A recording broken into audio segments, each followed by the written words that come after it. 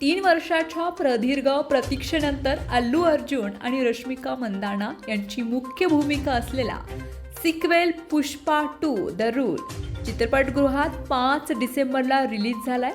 चित्रपटाच्या पोस्टरपासून ते teaser, trailer आणि गाण्यांपर्यंत प्रेक्षकांची उत्कंठा ही शिगेला पोचली होती.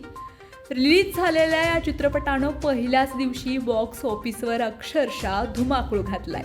चित्रपटानं पहिल्याच दिवशी 170 कोटींहून अधिक कमाई करून इतिहास रचलाय. या चित्रपटानं एकाच दिवसात 3 मोठ्या चित्रपटांचं रेकॉर्डही तोडलंय, ज्यामध्ये यशचा KGF 2, प्रभासचा कल्की 2898 AD आणि शाहरुख खानचा जवान.